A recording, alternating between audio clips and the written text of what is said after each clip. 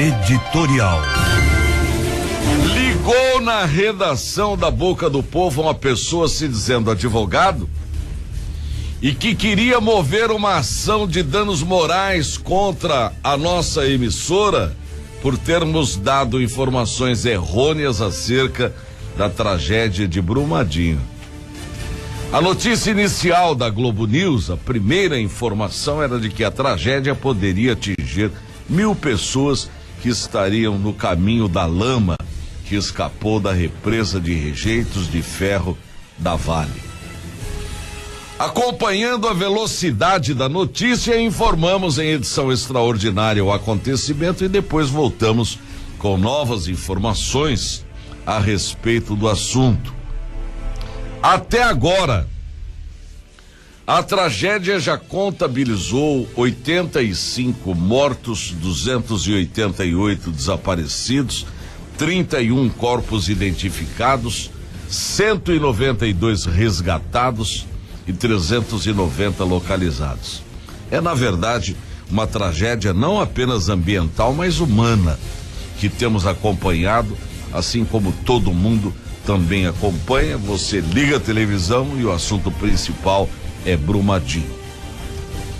O que me causa espanto é alguém sem nada a fazer, e se for advogado, presumo, sem clientes, se presta ao trabalho de ligar para uma redação com seu número verdadeiro de celular, se identificar e dizer que vai ingressar com ação por dano moral contra nossa intervenção de reportagem sobre a tragédia que se abateu mais uma vez contra o nosso querido povo mineiro. Brasil, amigo, precisa acabar com essa indústria nojenta do dano moral.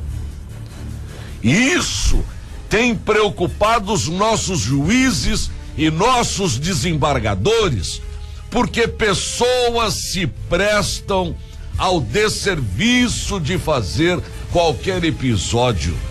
de qualquer episódio, uma maneira de ajuizar ações contra órgãos de informação no intuito de ganhar alguns pichulecos. Dias atrás, uma senhora foi desmascarada por uma turma do Tribunal de Justiça querendo ganhar 5.000 a título de dano moral contra uma empresa de telefonia e acabaram dando para ela R$500. Ela já havia vencido na primeira instância e diante do recurso da ré, o TJMS acolheu os reclamos e reduziu para R$500 a indenização, e mesmo assim foi muito. Sabem por quê?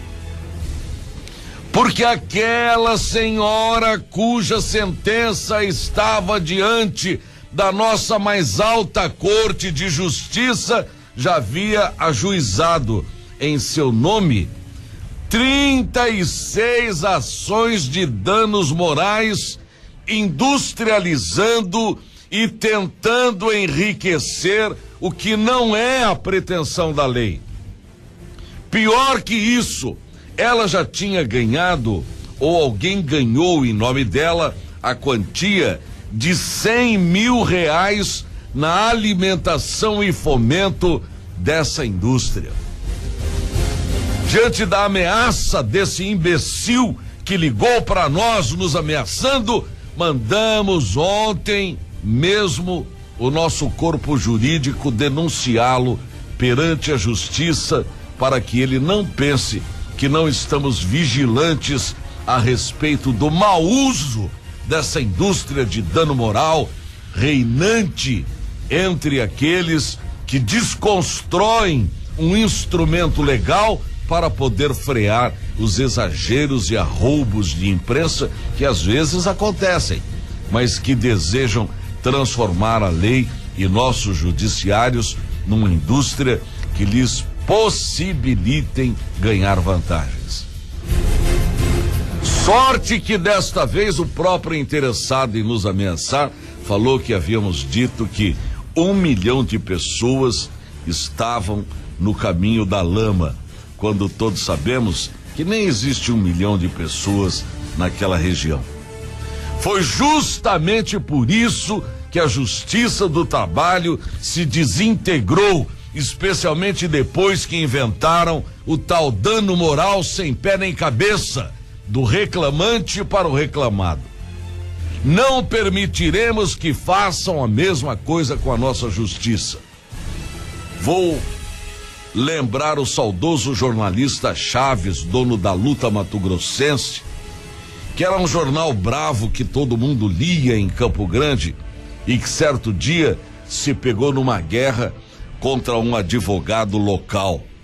A xingação ia e vinha dos dois lados até que um dia o advogado resolveu processar aquele pequeno órgão de imprensa que vivia com muitas dificuldades. No dia seguinte, todo mundo ficou esperando a resposta da Luta ao causídico, que passou a noite sem dormir, certamente imaginando qual seria a manchete que sairia no dia seguinte. E ela foi bastante criativa do ponto de vista jornalístico e que resumiu muito bem a situação daquele embate. A Luta Mato-Grossense dizia em letras garrafais: Chico Pavão, quer moral? Eu não te dou. E a briga parou por ali. Bom dia. E o melhor da notícia. Agora, às 10 mais, com B de Paula Filho. Quinta-feira, 31 de janeiro de 2019, agora no seu rádio, às 10 mais. Serviço de rádio jornalismo da revista Boca do Povo e difusora FM 101.9, com reprodução autorizada por qualquer meio de radiodifusão ou comunicação digital para o Estado, o país e o mundo. Primeira, o site Top Mídia publicou ontem sobre a Vale em Corumbá. O sistema de informação secreto da mineradora foi hackeado e vazou para a imprensa. O desastre que não aconteceu colocou em risco a nossa grande região pantaneira. Outra nota. Hoje faz 7 dias da tragédia de Brumadinho e os números de vítimas continuam crescendo. 84 mortos, 51 já identificados, 276 desaparecidos, 192 resgatados e 391 pessoas ainda não localizadas. Outra nota. Em Costa Rica, uma balzaquiana de 61 anos alugou um loverboy de 23 para uma memorável noitada. Mas ela foi com sede demais ao pote e capotou. O garotão passou a mão em R$1.000 e as semijoias da coroa e se mandou. Ele foi preso e ela prometeu nunca mais repetir a dose. Outra nota. Das 14.370 pessoas inscritas no concurso da rede estadual de ensino, apenas 0,5% foram aproveitados. A FETEMES disse que vai pedir o cancelamento do concurso. Outra nota.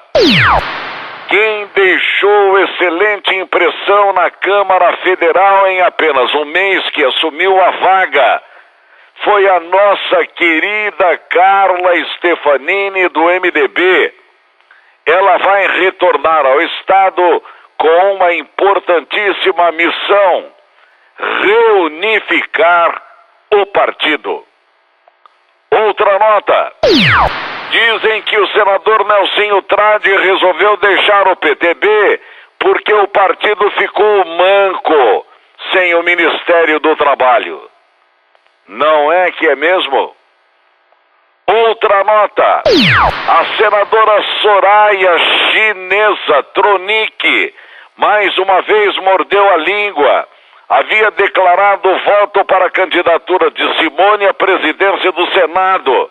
Depois voltou atrás e disse que vai votar no Renan. Durma-se com um barulho desse. Outra nota. Amanhã o Congresso Nacional volta às atividades. Atenções voltadas para a eleição dos presidentes da Câmara e do Senado. Simone Tebet se rebelou contra o MDB e vai enfrentar Renan Calheiros. Outra nota. Vence hoje o IPVA com desconto de 15% para pagamento à vista. O imposto também poderá ser pago em 5 parcelas iguais, sem desconto. Outra nota. O desembargador Pascoal Carmelo Leandro assumiu ontem a presidência do Tribunal de Justiça. Carlos Contar é o vice e Sérgio Fernandes Martins é o corregedor-geral. Vão cumprir mandato de 2 anos. Outra nota, e atenção, Maicon Nogueira, subsecretário para a Juventude, está sendo investigado pelo Ministério Público por ter sido nomeado em situação irregular na Prefeitura. Vai ter que devolver a grana recebida. Esse subsecretário espivetado tem particularidades como cair no córrego dirigindo o Fiat do Putinelli, comentar suas aventuras homossexuais no Instagram e pedir votos para o candidato da oposição para o PSDB, sendo ele do MDB. E atenção para a chicotada do dia. Charada. Político com 25 letras, pegou grana para pular carnaval há 2 anos atrás, mas como a esposa matou o agiota, ele pensou que a dívida tinha morrido. Só que o agiota havia dado ao dono do dinheiro o cheque da garantia, a nota promissória do empréstimo e a cópia da CNH do político. Como o devedor tratou várias vezes de pagar a conta e não pagou, a coisa corre risco de ir para a justiça e ser mais um escândalo na nossa Câmara. Aniversariantes do dia: Quinha Feitosa, esposa de Luiz Carlos Feitosa. Desembargador do Trabalho, Dr. João de Deus Gomes. E o nosso querido doutor Evandro Bandeira.